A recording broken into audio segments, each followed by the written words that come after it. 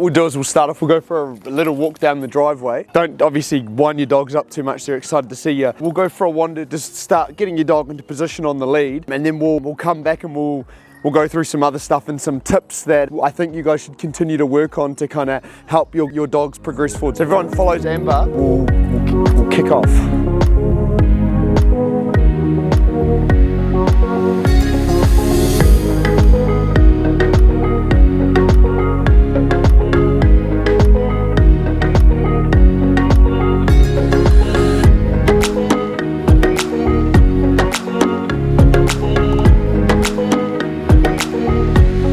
You go overhand grip. Yep. So at the moment you're underhand, a lot less power versus overhand. You'll just find like overhand grip, like what I do with big dogs like this is I put my thumb in here, I lock my hand like that, and then I grab the other hand and grab it here, and then I've just got control. So come on, one, if he tries to dive out of my hand's like that, I can let go, versus overhand grip, I can't, there's nowhere to go, if that makes sense. Like he can't get out of that grip. From the first class we did, does anybody have any questions about the house stuff that we went through? The thing around the jumping up on us, I don't know if that's the kind of question you're... Yeah, that's fine. Just any questions. I mean, the jumping up is probably, depends on the context, like if he's... As soon as he saw us, that's the first thing he did to us? Yeah. Okay, couple of things, like if he does do it, just a firm pop on the lead will stop it. But then the other one is just it's kind of related to the stuff we do in the house of like, one, our relationship with the dog is the first part, and then two, it can be like a learnt behaviour. So if he's done it for a set period, he just kind of learns it. So what I would do is one, correct him for doing it. So you could either knee him, pull him off, or if you hit him on lead, give him a yank on the lead. Or two, just making sure you're following the guidelines in the house initially to get that structure so he starts to see you as a leader versus someone he can kind of push the boundaries with. So see how he's leaning into you there? That's what we want to stop again. So what I'm just going to go around pinpointing little things. So what I want you to try do is get him so he's sitting in like this, next to you, sit in beside you, not leaning against you all the time. Right. That's that protective nature, and then that's what's kicking off all of the reactions. It's related to the reactions. So just creating space between you and the dog. So he's going to keep trying to do it and you just keep pushing him off. Mainly with him, like little fear reactions he's having. So that's related to the noise. Humans can be sometimes movement, motorbikes, things like that. So we did a lot of stuff on that road with the loud noises and stuff. And we did a lot of stuff with the socializing too. He's not too bad with the social aspect. I mean, all of them got socialized. And then a lot of stuff on the treadmill with my face in his face. So like the eye contact, because a lot of it's related to the eye contact, and that's what's triggering those fear reactions, I think. So like people coming up, oh, nice dog, and doing that, and that's what's triggering the response. So just make sure people don't come in. See how now he's de-escalating versus escalating? Yeah. So what we don't want is people to come up and be like, ah, beautiful dog, and stare him in the eyes and come at him like this, because that's what's triggering that response. So just create boundaries. So if I was coming up trying to pet him, you'd just be like, hey, sorry buddy, my dog's in training, pull him in behind again, and that'll help stop the reaction. Foot tap if he goes. But like I said, I've taught him to de-escalate when that happens, so hopefully it starts to trigger. And what's the best thing when people come to our door? So what should we do with him, because we don't have a crate? Firstly, I'd get a crate. Secondly, I'd keep him on a lead. Okay, yes. If you don't have a crate for now, what you can do is tie him up. So like I'd do it, like have a tie-up station in the house. So you have like a clip of some sort, you leave that collar on him. Say he's roaming around the house and someone comes to the door and you go, oh, he's about to run to the door, you grab the lead, correct them, settle them down, clip them up to the tie-up station, and then like you've got control of him. So that will work for now.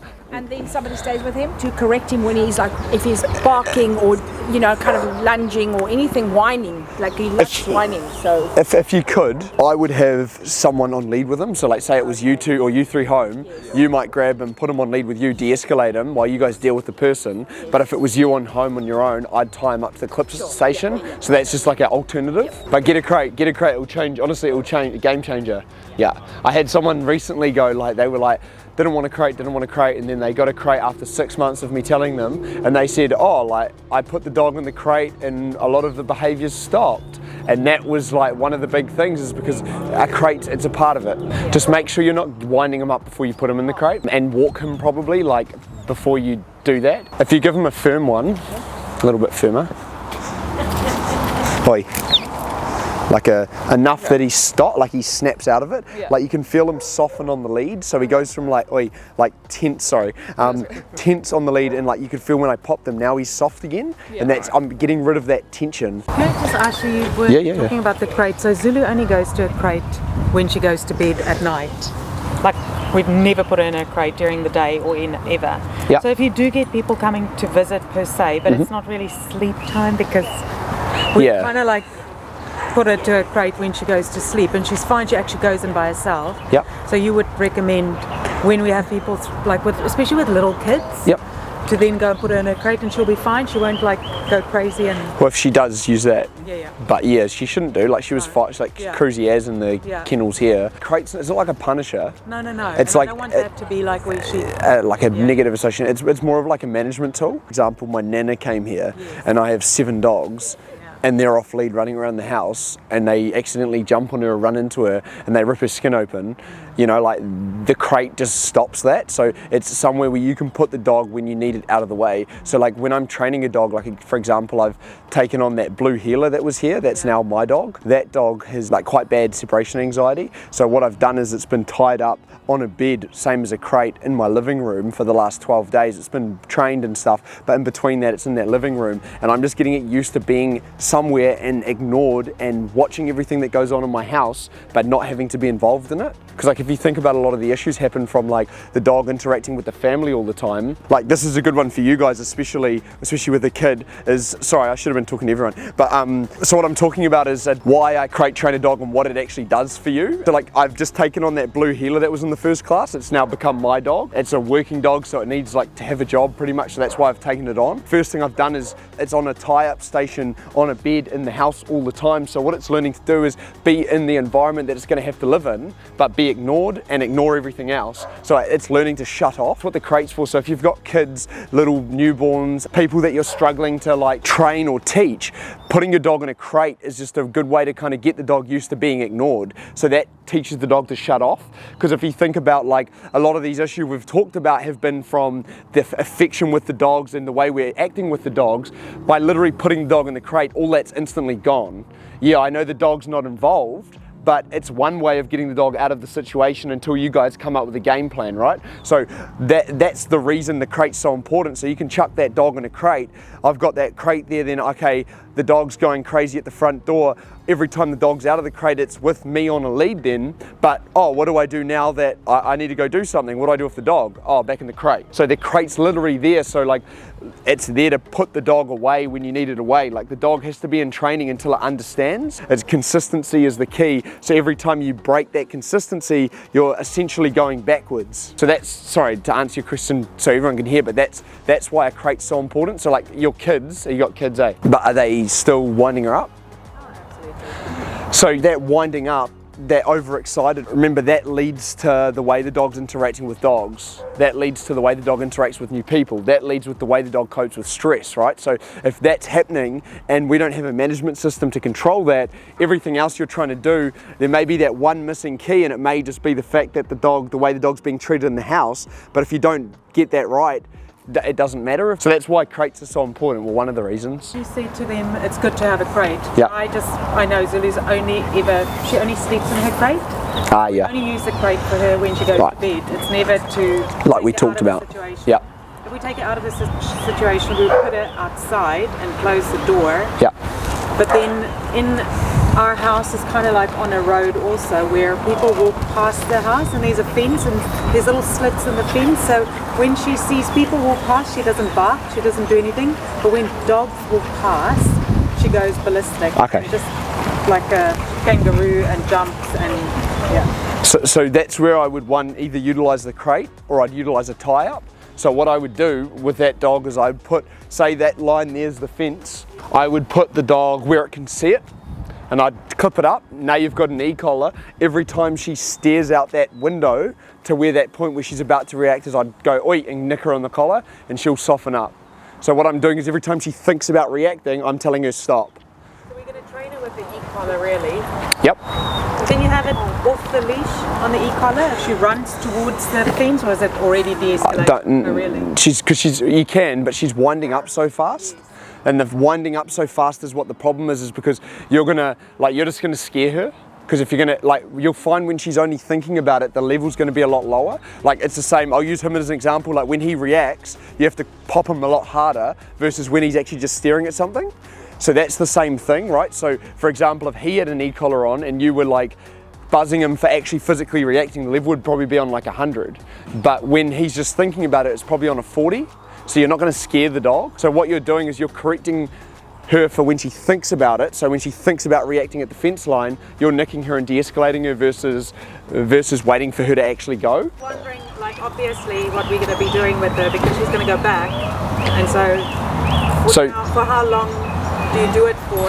As long as it takes. Yeah. I've had, I'll give you an example. I had a dog that I took me like a year to train it. You know, like it just depends. It's really hard to say. Like I've had some dogs that have taken me 5 days. And then some dogs that have taken like a year. So it's just, for her, she's quite stubborn, like she's gonna take a bit of time. Like I would say I would be doing what I just talked about for probably 3 months. Would be a good indication. Really not letting her run in the garden. But then what do you do, because we're all away during the day, in the week, and that's when you leave her outside, and then there's nobody to monitor that sort of behaviour. Would you tie her up during the day? Crate her. Crate her during the day? You just gotta make sure you're walking her at either end of the day. But that would be my solution. Like I deal with this all the time, and there's the only way to get rid of the reactivity is that. Like there's going to be no other way. Really? Yeah, because every time she reacts and you miss it, you're going backwards. And that, like, unless you can find a way to stop her reacting and put her somewhere where she's not going to react, that's the only solution I have. If she's in the crate for like 12 hours? 12 hours might be a bit long. Like if you're leaving a dog for 12 hours, you need to come up with another solution. Like you need to send the dog somewhere or something, because like 12 hours, to leave any dog 12 hours on their own, it's going to be a little bit much, even no matter where you leave them. But yeah, 12 hours is just like, the dog's going to go nuts being left for 12 hours on its own in a square yard, in a crate. Like a max I would probably leave them is like 8 hours. Yeah, like that would be like my max. If someone's saying they're leaving it for 10 hours in the crate, I'd probably say a little bit much. I'd say 8 is probably max, like maybe 10, like just depends. Like if you're walking the dog an hour in the morning and then an hour at night, yeah, you can probably leave it for 10 hours. But yeah, it's a hard one. With the crate, well, Yep. we don't have a crate. We have a room, that's Archie's room, like, and it's got a baby gate in front of it, and he sort of he takes himself there often if a situation is too much for him. Is Yep. that like a reasonable substitute, or? Yeah, it depends what he's doing in that room. Would be my. If he's just chilling out, it's fine. Yeah. He brings his toys in there sometimes and just chews and whatever, but yeah, it's pretty much his chill out room. Okay. Yeah, I mean, the whole point of it is to put him somewhere where it's controlled. You can make sure that he's not going to react, or he's not going to, doesn't say he's barking at the front door or something, and you can control him in that environment. You've got somewhere where you can put him, where you can like stop it if you need to. That's the key, because it's every time you miss the reaction is when it's going to come back. So it's a lot of it's just dependent, Did we ask about going to dog parks? That's a good question. Dog parks. So she just asked about dog parks. So dog parks, it's like a hard one, because there's a couple of reasons I say no to dog parks. The first one is like other people's dogs. I mean, I've been to some dog parks and there's people there that have just like, want to be breed specific, but a big dog, say, that they just don't have control of, and they unclip that dog, and that's their way of like exercising it, right? But they don't have control.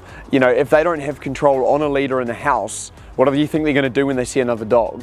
Do you know what I mean? Because it's all related to control. Like that's one reason, is like the people you're going to potentially deal with. The idea of dog parks is great, like, yeah, if everyone's dogs were social and controlled and everyone knew things about dogs and you could go there and like, it was great.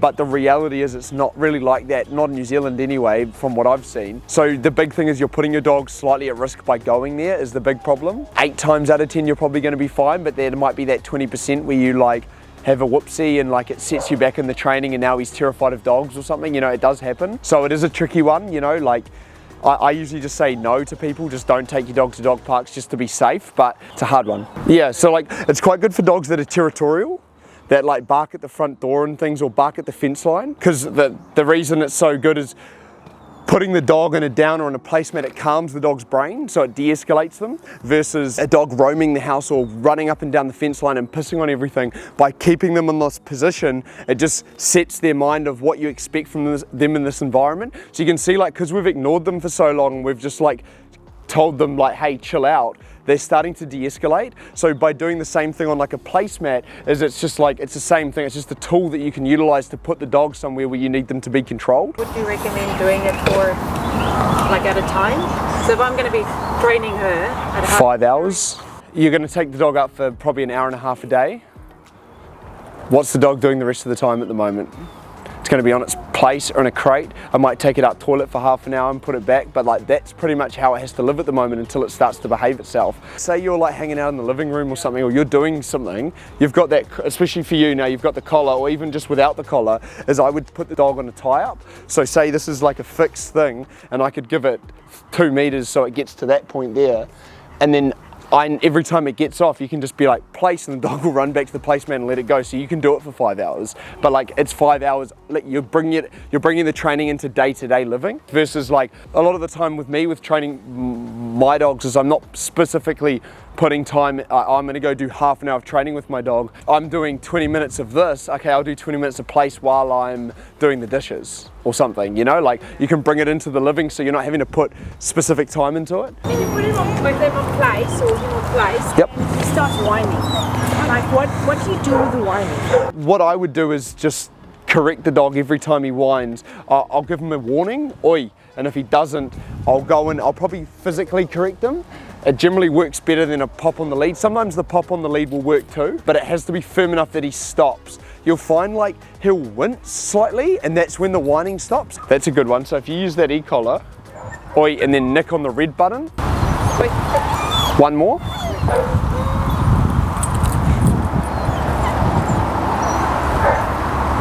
One more. See the yawn and the slight wince? Hear the slight wince. Whenever a dog whines like that, for some reason they make that wince noise, and that's a sign that they're going to stop. So did you hear how she's now stopped whining? It's like a slight like that, like okay, like it seems to be, I don't know, like it's a weird thing that they do, but it's every time. So yeah, like if I was going for a walk, I would take this with me. Hey bro. And I'd take a long line. You can even just attach it to the prong. Come. Good boy. And so you give him the command, come, and if he doesn't listen, he gets a tug on the long line. Come. Good boy. So you see that timing of like, come, and then I give it like a second, he chooses to not listen, then he gets the tug on the lead. And then what you can do is, place, place, place. Good. Good. Come. And then work on this so that you're working the commands into like a little routine per se. So you go to the place, you put the dog on the place for a bit, then you call the dog off the place, and then he comes back to you, place. Good. Come. Good boy. Come. Good boy. So you can see I just pop him until he refocuses. Come on. And that would be the same as being out at like the park or whatever. Dog, something that you always have to kind of work at. They're not gonna. So because like Bailey is now 8 months or something, so he's still young. So will he automatically calm down eventually when he gets older? Do you expect that, or is it that high energy that you've got to be on top of it all the time? It's going to kind of go like this. So like from 8 weeks, they kind of have, their energies are like short bursts. And then they kind of, as they grow, they kind of hit their adolescence, and they kind of just, from 8 months to a year and a half, they're just in this zone where it seems like they have endless energy. During that period is where they pick up most of their bad behaviors if you're not on top of it. Say the dog's already past its adolescence, slightly different, but you've got an adolescent dog, you're training it, trying to keep on top of that zone, and then they'll start to drop off. So at about 2 to 3, depending on the dog. I've had some dogs that haven't dropped off till 5, so that does happen, but they'll start to drop off and their needs and their maintenance will slow down. That first 2 years is pretty much the hard yakka, you know, and setting those boundaries. So it's just gonna be a lot dependent on the situation. Can I just ask something? While the cat was here, I was still stimming her Yep. on this like 8, but the booster, but she just didn't de-escalate. She just carried on until she took the cat away. In that situation, do I put it up or try and take her away? Put it up. You can also add movement, so direction. So like you can do the same without the e-collar. So you weren't using the e-collar, you just used the prong. But if you had the e-collar, it would look like, say the cat was over there. So with the prong, it would just look like this, popping and changing direction. With the e-collar, you're adding stim. So it would just be like leave, stim on, good. And move, changing direction. So I held the button down till she refocused. So once again, with just the prong, it's popping until the dog refocuses. With the e-collar, it's stim until the dog refocuses. Like that, good. So you can do both, but if you weren't using that and you were sitting still, you'd just pop harder. So I like directional training because you don't have to put as much pressure on the dog. Like obviously she's had a lot of like interaction with other dogs. And so I'm not always able to bring her to like a Yep. kennels like this or a daycare. And so when you're walking, you also don't always know other people's dogs and how they're going to react. So is your recommendation not to let them go and sniff another dog, or it's so hard? It is like, Because I mean they kind of get like a little bit excited when she sees another dog, and then that either escalates so it looks like she's aggressive, but yeah, I mean, it is a tricky one. Like, this is going to kind of indirectly answer your question, but then we'll get to the question at the end. To get dogs to like interact appropriately, like even when dogs come to us for like regular daycare, the first thing they need to be is burnt out. So they need their energy gone. Right, so when dogs are crazy and they've got energy up here, like dogs aren't made to be in that high state all the time. Like they're made to be tired. They should be like this, like they should be exercised all the time. So if they're not exercised enough and you try interact with other dogs, the other dog will more than likely get pissed off very quickly, and then they start to act inappropriately. So that's the first part of it, is like the dog's energy. So to answer your question directly, I guess, is looking at the other dog and saying like, is that dog calm? Is that dog controlled? Is my dog calm and is my dog controlled? And being honest about it is probably whether or not they should interact. And then also the other thing is I've had some dogs that are really insecure and they look calm, and your dog walks up to them and they turn around and they're like, "Bah, bah, bah, bah." Like, you know, then there's that too. So like, you've got to be able to read the situation. On lead is never a good idea. So interactions on lead, because on lead they're restrained. But if I take it out in the mornings first thing before I go to work, Yep. I'd like to almost get a running. Can I do that with them now, or is it not going to work right now? Yeah, I mean, it will definitely help. Just don't like hype her up on the run. Like, I recommend running her at a heel. So like running her on that. Yes. Yeah, that'll be fine. Not with this, obviously. Yeah, you can do that. You can, maybe not initially, but maybe like what you don't want to do is like run a dog and like they're winding up as they're running, because it will wind their head up. You might just need to do like this. So like if anyone wants to run their dog, without that it would look like, I'll run back this way.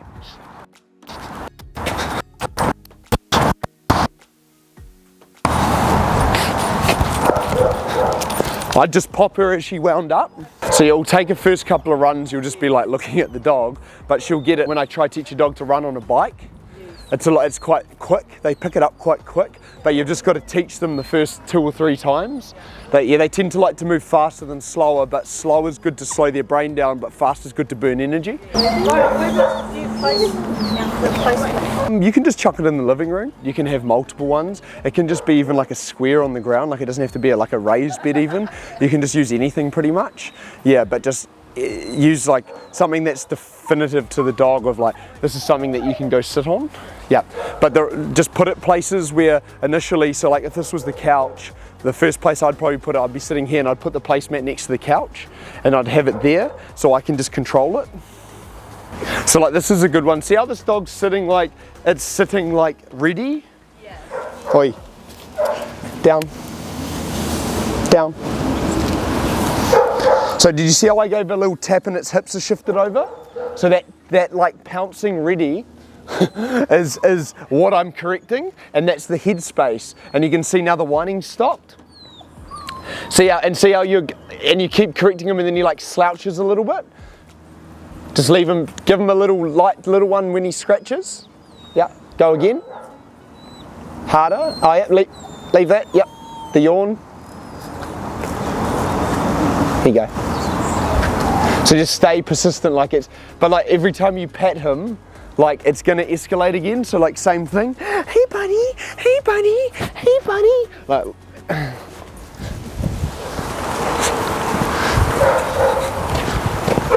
Oh, we're not gonna do it. We're getting it. What was he going to do? Wine. Oh, really?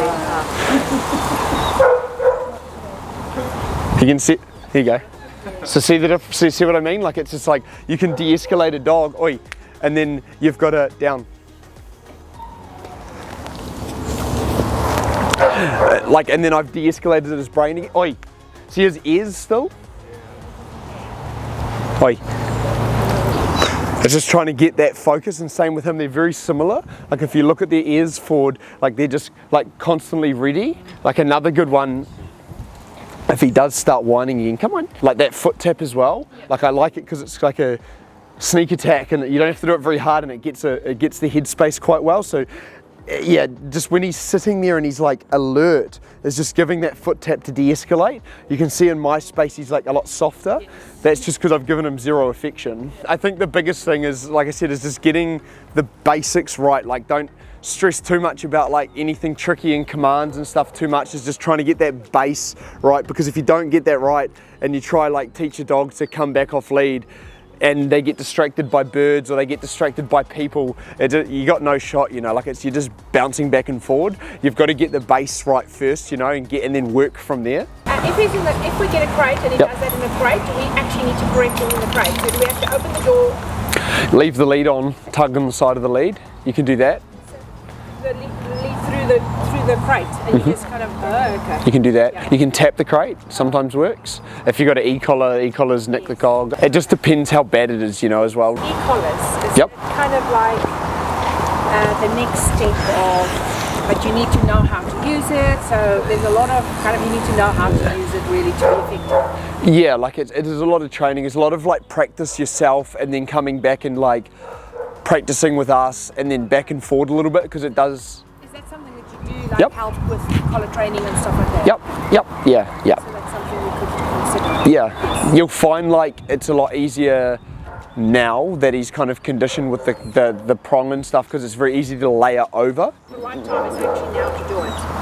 Yeah, probably give it like a week or two, and then like that would probably be the perfect time to start looking at it. I find the e-collar just get the gaps. For example, like you go, oh yeah, my dog reacts in the yard, or like my dog whines in the crate. How do I stop it? I'm trying everything, but it's not stopping.